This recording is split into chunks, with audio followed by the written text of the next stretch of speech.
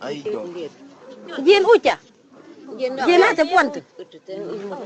Mendo, piebe, mendo. Akeng dole jone kegni de jon mataraji. Awid mbun ko yum gin ya wid yum ga ya ji wid yum ye te konganan.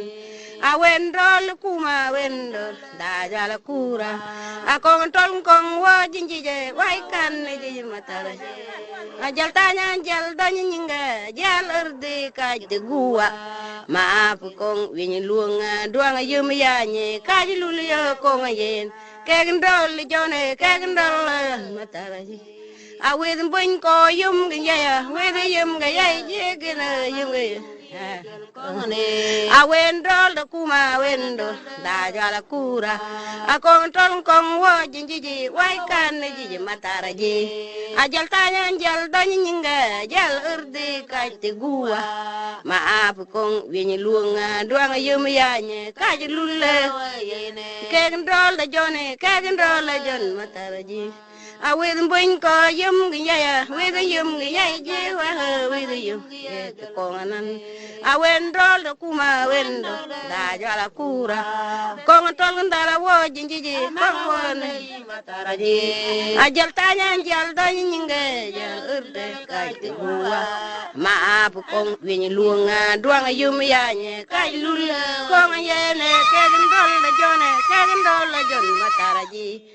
Awid mbun ko yum ya wid yum ga ya ji ye te konganan. Awendol da kuma da jala kura.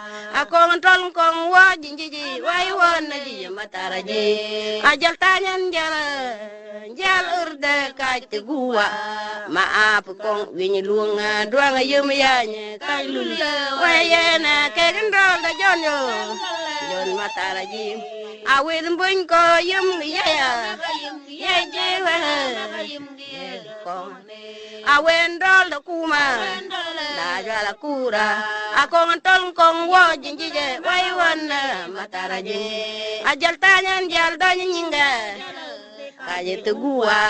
Maaf kong winyi luanga duanga yum ya nye wayena kegendol da jon yo jon mataraji.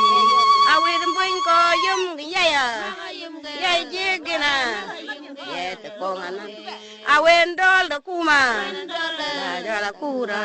Akong tol kong ka jinjiji wai kan ji mataraji. Ajal tanya jal danya nyinga ya ka te gua. Maaf kong duanga yum ya nye kong yene kegendol da jon yo jon mataraji.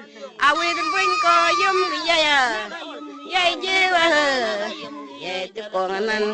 Awendol da kuma da jala kura. Akong tol kong won ji mataraji.